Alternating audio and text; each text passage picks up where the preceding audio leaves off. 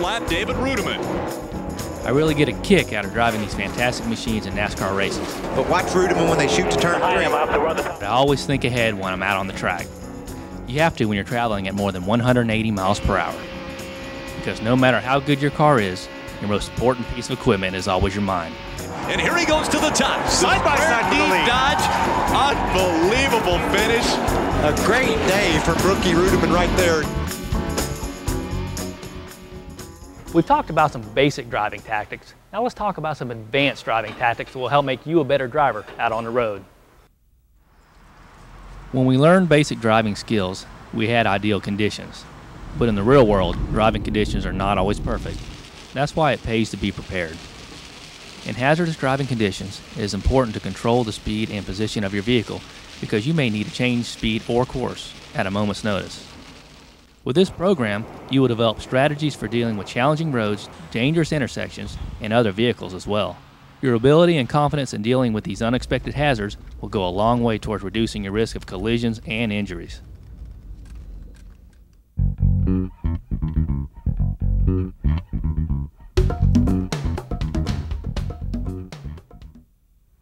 Before you go out onto the road, it is important to know the driving conditions you will be facing. And you should remember that conditions can change without notice. How well you respond to these conditions will determine, to a large degree, how safe you will be. One major factor that will affect your driving is the weather. Different weather conditions present different challenges. You might avoid bad weather simply by delaying your trip, but sometimes this isn't an option. So how do you adjust your driving to hazardous weather conditions?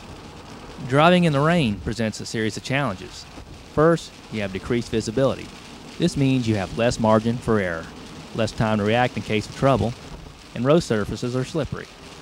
So it's a good idea to anticipate your reactions in case your car goes into a slide. Sometimes, enough water can get between your tires and the road to cause hydroplane. When you hydroplane, your tires aren't even touching the pavement. They're riding on the water just like a water ski. If this happens, take your foot off the gas pedal, but do not attempt to brake. Carefully steer the car and ride out the slide until the tires again have a solid grip on the road. Oil residue, even wet leaves, can also affect your ability to brake in rainy weather. All the more reason to slow down and be especially alert. Increase the distance between yourself and other vehicles, and keep your headlights on so other drivers will see you. Tailgating is dangerous in the best of conditions. When roads are wet or slippery, it is a recipe for disaster. Windshield wipers will allow decent visibility in most conditions. But if rain becomes so severe that you can't see adequately, pull completely off the road, far out of the way of traffic, and wait it out. Snow and ice offer their own set of challenges. Slippery roads make every mistake happen faster. Double the distance you normally allow between you and the car in front of you. A blanket of snow can hide streets and road signs. Traction may be uneven as snow turns to ice. Beware of areas where water is frozen on dark pavement and black ice forms. This is especially true on a bridge or overpass. As with rain, icy roads present a danger of sliding. Going too fast and turning or braking too quickly only makes it worse. When a car slides on ice, it is important not to hit the brakes.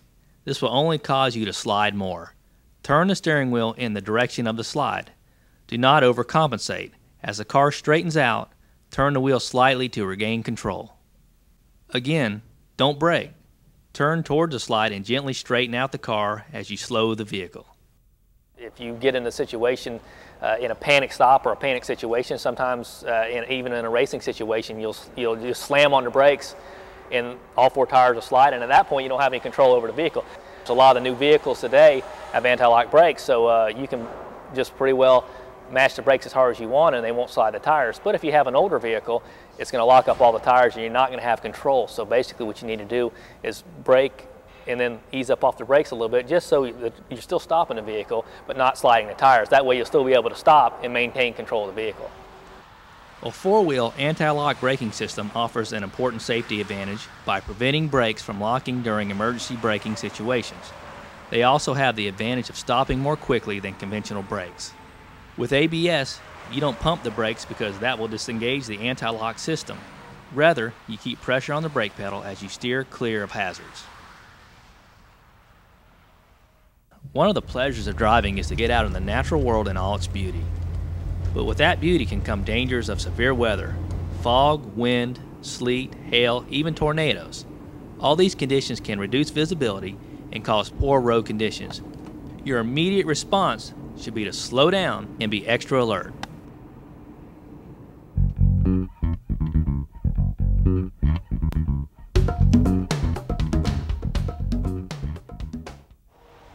Hot weather offers its own set of challenges. While high heat will not radically affect road conditions or visibility the way that rain or snow does, it will affect your engine's performance. Heavy traffic or steep inclines can tax your vehicle's ability to cool itself, especially when the air conditioning is on full blast. Make sure you check your coolant system, radiator, and hoses for leaks, especially before long trips. If your car begins to overheat, pull off the road and turn the car off. Leave the air conditioner off and roll down the windows. You may even try turning on the heater to pull heat away from the engine block. Cooling off the engine can take a while. For long journeys, you should also check to see if you're prepared for a breakdown in an isolated area by carrying water, a hat and sunglasses, blankets, a flashlight, and a cell phone if possible. Don't ask for trouble. Stay on main roads and tell someone where you're going. High crosswinds can make your car harder to control. Severe winds can even push you into another lane of traffic. Try to gauge the direction and intensity of the wind and be ready to compensate. Watch out for and give a wide berth to vehicles that are susceptible to these cross shears: big rigs, campers, even minivans. Move to the right side of your lane to allow plenty of room between you and oncoming traffic. Fog can be one of the most dangerous weather conditions to drive through, and it's been the cause of countless multi-car collisions. Drivers can easily misjudge their speed and distance from other vehicles. By the time they see an obstacle ahead, it's too late. The best way to drive through fog is to significantly reduce speed, especially on freeways. Use low beam headlights only. High beams may actually make visibility worse. They reflect back from the fog and make it harder to see the road. Thick fog can reduce the visibility to almost zero. If that happens, pulling over may be the smartest strategy.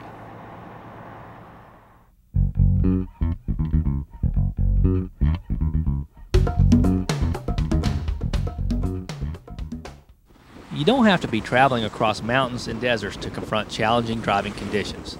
Night driving is a common driving environment, but it requires some special attention. Driving at night obviously limits your visibility and increases your needed reaction time as well. Try to look beyond your headlights at the road ahead. Night driving requires that you be especially alert to oncoming lights and reflections from roadside obstacles and even pedestrian traffic. Make sure your headlights are aimed properly and that all your lights, front and back, are working.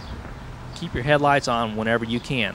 Lights will not improve your vision in early twilight, but they'll make it easier for other drivers to see you. You can use your high beams when there's no oncoming traffic, but make sure you dim your lights as soon as you spot any vehicles ahead. If you find yourself blinded by oncoming lights, reduce your speed and gauge your position by looking at the right side of the road. You can also be blinded by cars approaching from behind. You can lessen this distraction by tilting your rearview mirror to the nighttime setting. When early morning and late afternoon sun cause a glare problem, lower your visor and have some sunglasses handy.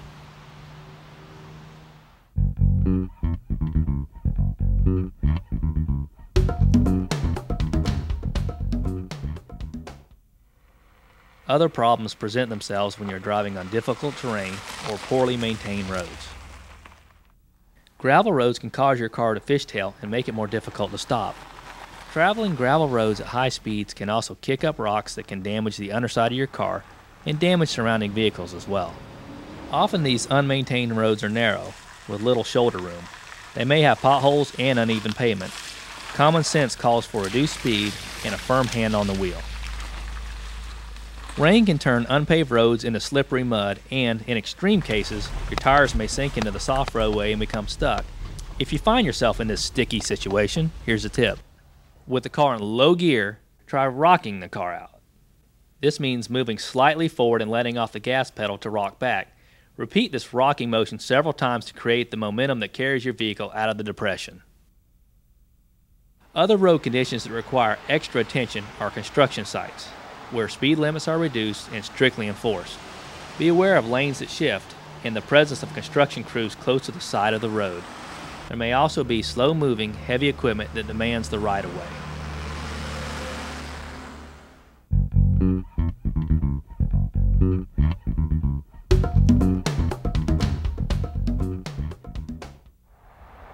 Bridges and tunnels create sudden changes in environment that can be disorienting.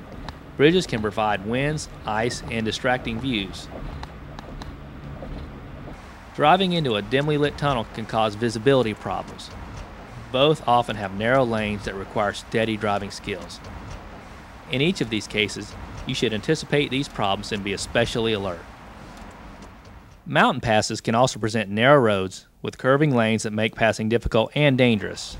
Wait for a safe stretch of road or a special lane before you pass. Remember that going uphill you will need more time to pass, and that downhill it will take you longer to slow down. Also, watch for pull-out lanes for slower moving traffic.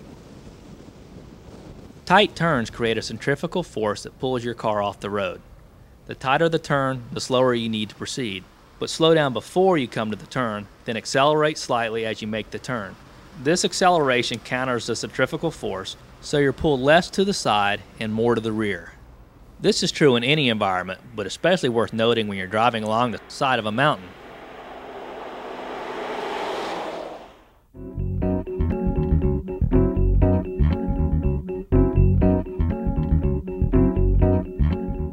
Many of the challenges you will encounter on the road can be lessened by proper maintenance. Your first line of defense is scheduled maintenance. Those trips to the auto mechanic every several months for an oil change and to check brake, coolant, transmission, and power steering fluids. Scheduled maintenance is also the best time to check hoses, belts, and wiring. Your owner's manual will give you a more complete idea of what you need to check and how often you need to do it. It helps to have a mechanic you can depend on, one who services your car on a regular basis and keeps maintenance records of all your service calls. Take an interest in the work being done, and you will keep expensive misunderstandings to a minimum. The best mechanic is not necessarily the one who charges the least. Ask friends or family for a recommendation, and when you go in for service, always ask for an estimate before work is done. This means getting an estimate in writing and being consulted before any additional repairs are made. Getting a good car doctor can mean a lot to your vehicle's continued health. There are also some maintenance signs you can monitor. Check the oil level yourself once a month or more if you have an older car. Change the oil every 3,000 miles. Nothing will kill a car quicker than lack of oil. Check your tires for wear and tear. Bald tires have little traction and are a safety hazard. Look for bulges or any tears, leaks, or damage. Tires should be rotated on a regular basis to ensure even wear. Use a tire gauge to make sure they are properly inflated. Underinflated tires can decrease fuel efficiency and can reduce tread life by nearly 50%. 50 for liters from 3270. John Wood in for service. In the business of racing, tires are extremely critical. The amount of tire pressure that we have in our tires, maybe by a couple pounds one way or the other, can be the difference between how the truck handles and how it reacts on the racetrack. It's not as critical on your street car, but still very important because you need to have the tires properly inflated.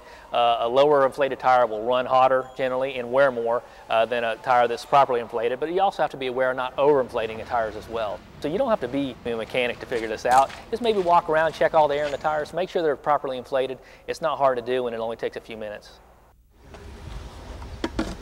There are other simple things you can do to take care of your car, like filling the washer fluid for your windshield. And it's a good idea to wash and wax your car and keep it looking good. This is not just a beauty tip. A clean exterior will remove damaging elements such as salt, corrosion, and dirt. And a well-preserved exterior ensures a better resale value. Even if you take care of your car, there is always a chance that you may have a breakdown while on the road, in which case it's a good idea to figure out what to do beforehand. If you experience a flat tire while driving, it is important to keep control of the vehicle. Rather than hitting the brakes, slow down gradually and steer off the road to a safe, level area. Make sure the car brake is on and the car cannot roll. Find the jack in the spare tire and refer to your owner's manual as needed. First, secure the jack in place beneath the car. Often there is a slot underneath the car for this purpose. Make sure the jack fits neatly in place and has a solid resting place on the pavement. Give the jack a few strokes to make sure you are secure. Before jacking the tire off the ground, remove the hubcap and loosen the lug nuts that attach the wheel. Continue jacking up the car until the tire clears the ground. Finish unscrewing the lug nuts and put them aside nearby. Lift and remove the flat tire and move it out of the way. Place a spare tire on the wheel mount and tighten the lug nuts enough to hold the tire securely in place. If it's a full-size spare, you may have to jack up the car a bit more, since the tire you took off was deflated. Reverse the jack and lower the car, then tighten those lug nuts all the way. Replace the hubcap if necessary. Often the spare tire is smaller and less durable than your regular tire. These tires come with speed restrictions. Their purpose is just to get you to a repair shop.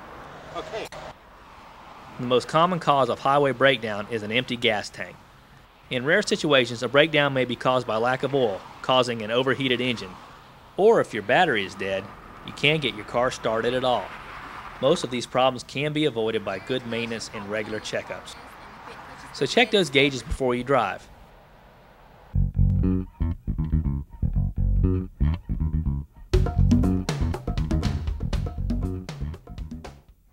Even great maintenance can ensure that you will be able to avoid all emergencies. That's why you need insurance, and in fact, it's required in most states. Drive safely and wisely, and you can save yourself a lot of money on insurance and a lot of headaches on the road. To avoid having your insurance premiums go higher, one of the things you want to do is actually have a very safe, clean driving record. You want to build up your experience and let the insurers know that you are a safe driver and you have no speeding tickets or anything of that nature that could lead to higher premiums. That tends to be one of the things that most teenagers fall into, is speeding. They get behind the wheel and take off. So what you want to do is to watch your speed and drive safely all the time. There is another way you can safeguard your vehicle, by always remembering to remove your ignition key and by locking and closing all doors and windows. Keep things locked up. Keep the doors locked, the windows rolled up. That will keep most people away. The other thing you want to do is to make sure that anything of value, like a cell phone or a CD player, MP3 player, is out of view. Lock it up in the trunk or lock it up in the glove box so that it's out of sight. If someone doesn't see anything there of value, they won't tend to break into your car. Car thieves are equal opportunity criminals. They will gladly steal an ordinary car just as fast as they will a high-ticket sports car, if you leave it unprotected. Most cars are actually stolen for their parts, so any type of car can be stolen, whether it be a high-end sport car to even our typical 2- or 4-door sedan. They're taken for their parts. One of the best places to park if you're at the mall shopping would be under a light if possible. It allows the car to have more security and allows you to have more security when you're approaching the vehicle. Don't leave a spare key hidden on the outside of the car. Keep a spare in your wallet or purse instead. There are anti-theft devices available that can make a thief's work a lot harder, but simple safety measures can go a long way towards making your car theft-proof. You can do everything right, maintain your car, drive carefully, adjust for the weather, and yet still get in trouble. That's because you aren't the only person out there on the road. There are others that may not be as conscientious as you. So not only do you have to watch out for yourself, you also have to watch out for the other guy. Something we will consider in another video in this series. Remember, you don't have to be a professional driver to drive like one. So stay focused, keep learning, and drive safe. See ya.